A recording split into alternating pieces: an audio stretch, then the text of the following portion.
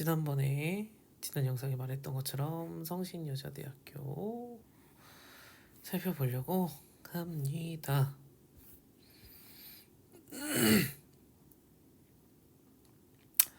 네, 이것도 마찬가지로 4월달 2024년도 4월 기준으로 올라와 있는 거라서 이번에 이제 여러분 학기 시작하고 새로 업데이트 수정된 부분이 있을 수도 있습니다. 네, 변경 내용이 뭐 이런 부분들 있고요. 면접 비중이 이전에 비해 확대되었다. 기회균형은 서류평가고, 그 다음에 논술 친구들 같은 경우에 성적이 아예 안 들어오고 논술 100%로 바뀌게 되었다. 네, 저는 이제 제가 지금 하는 친구가 논술로 쓰고 싶다고 해서 이제 희망한 학교를 살펴보려고 지금 보는 거고요.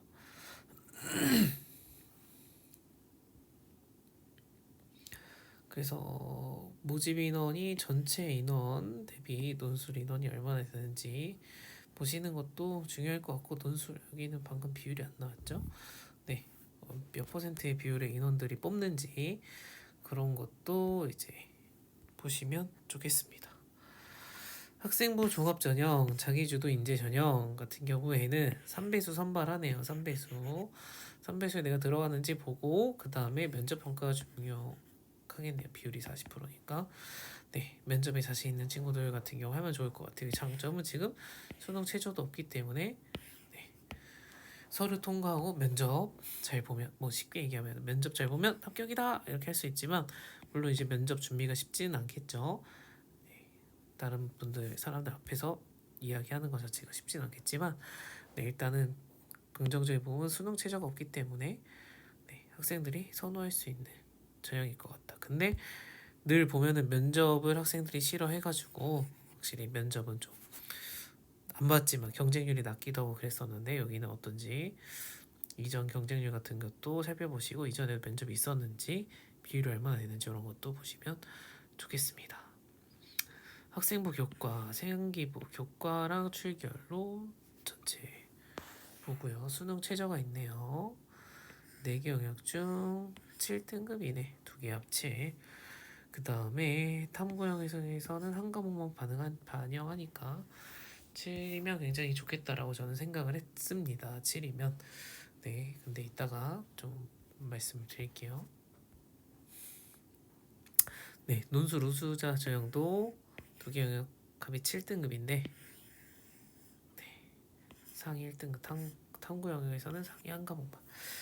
자, 일단은 여기까지 보면은 2개의 영역 합이 7인데 제가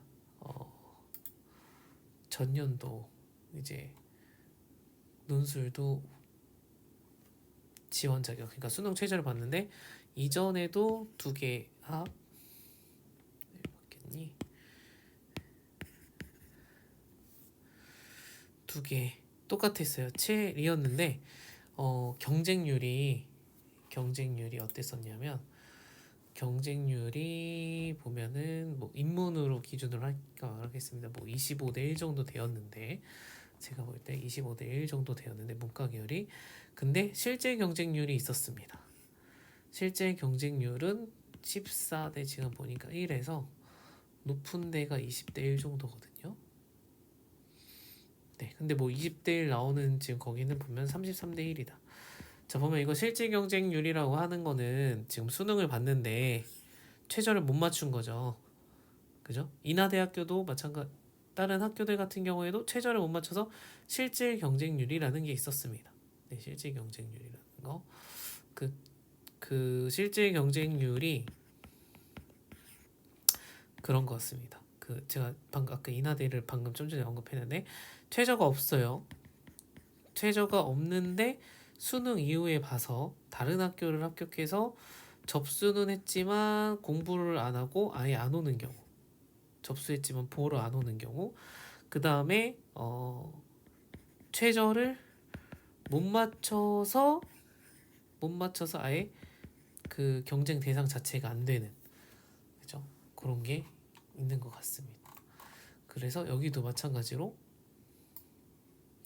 실질 경쟁률이 논술 우수자 지원자 중에서 수능 최저 기준 충족한 학생들의 실질 경쟁률이 이렇게 된다라고 되어 있습니다. 그러면 실질 경쟁률이 굉장히 5에서 10 정도 빠지는 거거든요. 경쟁률이 높은 학과에 따라서. 그래서 이거 보면은 우리가 평균 경쟁률은 15대 1이 되겠구나라고 생각을 하고 네, 쓸 수 있는 학교가 될 것 같습니다. 대신에 뭐 이공계열은 그래도 추가 합격이 조금 있었는데 인문계열 같은 경우에는 추가 합격이 거의 없었다. 그러니까 써서 합격한 친구들은 그냥 여기를 갔다라고 보시면 될 것 같네요. 그죠? 추가 합격이 아예 없는 학과들이 좀 있거든요. 있는 학과들이 뭐 둘둘, 넷둘 막 이래가지고 추가가 많은 학교는 아니다. 네, 다른 학교 합격해서 빠지는 그런 전형의 논술은 아니다. 아무래도 성신도 네, 학생들이 그래도 합격하면 가려고 하는 대학 중에 하나이다 보니까 논술도 그 그러니까 하향 지원으로 논술을 쓰진 않았겠죠. 그런 관점에서 봤을 때 상향 지원으로 써서 합격해서 간다라고 보시면 될 것 같고요. 학생부 평균도 보면은 네, 3점 중반에서 중반도 안 나오는 것 같습니다. 평균입니다. 평균 3점 후반에서 4점대까지 나오는 것 같습니다.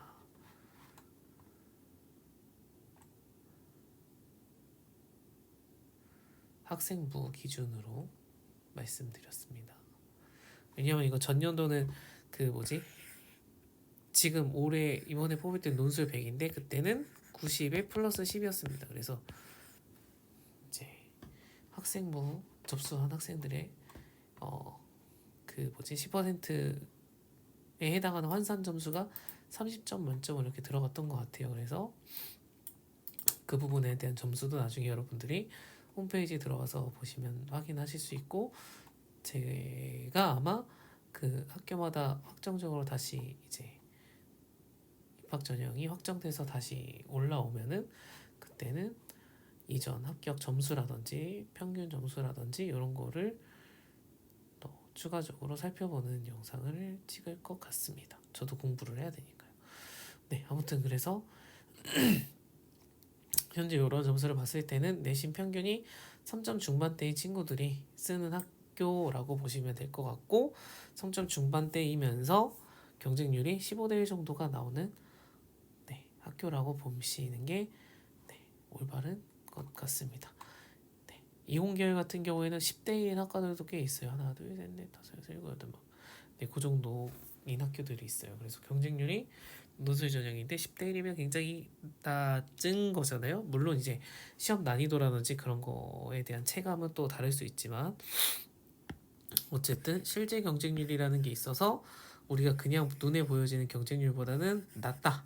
그리고 두 개 합치를 못 맞추는 이 변수가 생각보다 그러면 많이 일어나고 있는 일이구나. 그럼 나 또한 정시 공부를 하는 데 있어서 두 개 합치를 못 맞출 수도 있는 건가? 이런 생각을 해봐야 되겠다. 현재 내 모의고사 점수가 1학년, 2학년 때 어떻게 나왔는지 영어가 현재 절대평가니까 영어가 계속 어떻게 나오고 있었는지에 따라서 두 개 합치를 무리수인 학생이 있을 거고 아닌 친구들이 있을 거고 그래서 아닌 친구들 경쟁률이 15대 1 정도라고 보시고 우리가 생각을 하면 좋을 것 같습니다. 네, 그래서 뭐 제가 보는 데는 수시 모집의 논술 전형까지니까요. 네, 그렇게 될 것 같습니다.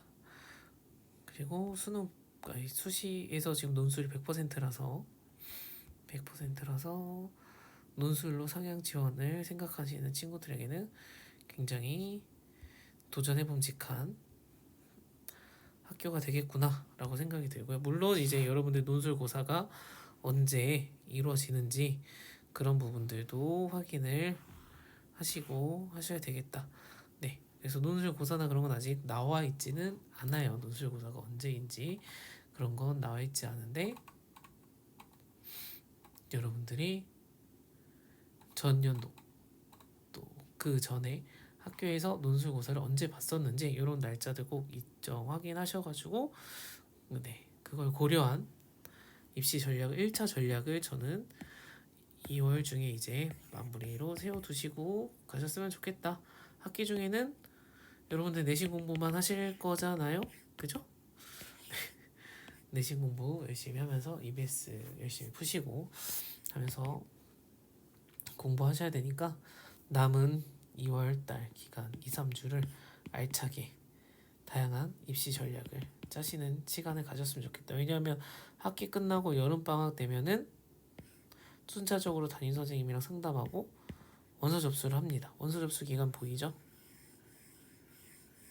네, 원서 접수가 이렇습니다. 여름방학 끝나면 바로고, 물론 요즘에 여름방학 짧으니까 기간이 좀 몇 주 있다고 생각할 수 있는데 담임 선생님이랑 내가 일주일 내내 상담하는 건 아니에요. 네, 대부분 친구들 보면은 일주일에 한 번? 네, 정도 만나는 것 같아요. 담임 선생님이랑 상담했니? 물어보면은 아직이요 하고 원서 접수 일주일 전에 이제 처음 상담하고 한 번 더 하고 원서 접수 쓰는 경우가 대부분들 많더라고요. 그래서 여러분들이 만약에 다른 입시 컨설팅을 해주시는 학원을 다니고 있지 않다면, 담임 선생님밖에 못 만난다면 담임 선생님에 대한 의존도가 굉장히 높은 상황이고, 부모님께서 입시 관련된 정보를 막 찾아다니시면서 공부를 그동안 해오셨다, 그런 게 아니라면 부모님도 여러분들의 선택을 기다리면서 담임 선생님의 상담을 기다리면서 계실 거란 말이죠. 그러면 이게 현실적으로 2번 정도 담임 선생님 의견만 듣고 수시를 써야 될 수 있다. 담임 선생님께서 많이 공부하시고 자료 찾아보셔서 도움을 주시는 경우도 있겠지만, 네, 제 주변의 이제 학교들 같은 경우에는 그렇지 않은 경우, 그렇지 않다라고 말하긴 그렇지만 조금, 그러니까 성적에 맞춰서 하향 지원을 적극적으로 추천하시는 선생님들이 많이 계셨다. 그럼 우리가 사실 하향 지원만 생각해서 수시를 쓰는 건 아니니까. 그리고 논술이라는 영역을 학교에서는 대부분 쓰지 말라고 한다. 근데 그 논술을 쓰지 말라고 하는 영역이 우리가 생각을 해보면, 수리 논술 같은 경우에 수학을 잘해야 되고 1등급 나오는 친구가 하나의 전략으로 쓰는 거라고 생각을 하는데, 그 1등급 나오는 친구가 지금 예를 들면 이 상담이 굉장히 어렵고 논술로 상향 지원해야 되는 친구들이 내신 3 중반에서 5초까지 될 텐데, 이 친구들끼리 경쟁하는 논술에서 수리 1등급으로 수리 논술을 쓴다? 이거가 말이 맞는 걸까요? 라는 생각. 이거는 뭐 합격한 학생들의 내신 평균을 보면 다 나오는 거니까. 그리고 합격한 학생들의 내신 평균이 이러면 과고 아닌가요? 뭐 인문은 네, 외고나 자사고 아닌가요? 이럴 수도 있는데, 외고 같은 친구들 경우에는 예를 들면 외국어를 많이 했거나 아니면 정치 관련된 활동들 많이 했으면 그런 학과를 학종으로 조금 등급이 낮아도 쓴다. 네, 그 친구들이 인반고 친구들이랑 똑같은 등급으로 똑같은 논술고사를 하려고 하지 않더라, 대부분. 그리고 대학교에서 그 전형으로 합격한 학생들의 출신 학교가 어딘지, 지역이 어딘지, 여러분 대학 어디 가였나 거기 보면은 검색해서 다 확인을 해보실 수가 있습니다. 그러면 사실 3초에서 5초 때 친구들이 쓰는 논술 전형으로 쓴 학교들의 대부분 합격 친구들이 일반고 출신이 대부분이다. 그럼 결국 일반고, 전국에 있는 일반고 친구들이 경쟁을 한다는 얘기지 않겠나. 인문 논술이든 수리 논술이든. 그러면 우리가 통상적으로 생각하는, 특히 수리 논술 1등급만 논술 써야 된다, 이게 맞는 이야기인가? 저는 이제 여기 이 범위 있는 저기만 생각하는 거예요. 3 중에서 5초 등급의 친구들이 쓰는 대학교에서 논술 전형이 있는 경우에 이게 맞는 이야기인가? 물론 합격 가능성이 훨씬 높겠죠. 근데 대부분이 내신을 이런 친구들이 수리가 1등급, 논술 글쓰기를 잘한다, 이럴 가능성이 매우 낮지 않겠느냐, 우리가 통상적으로 생각을 했을 때. 그쵸? 라는 건 저희 뇌피셜이니까.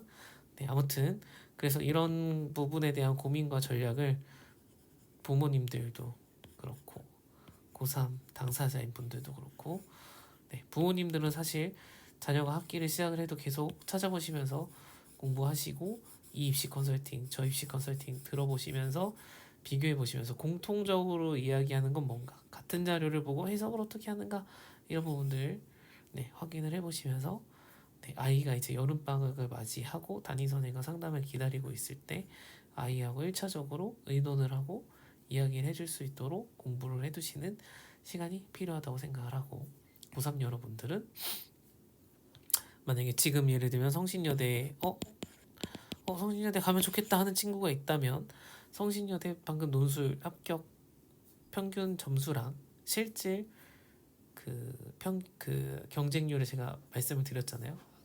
이거를 찾아보시고 모의고사 모의 논술 문제도 직접 풀어보시고 그리고선 3월을 맞이했으면 좋겠다.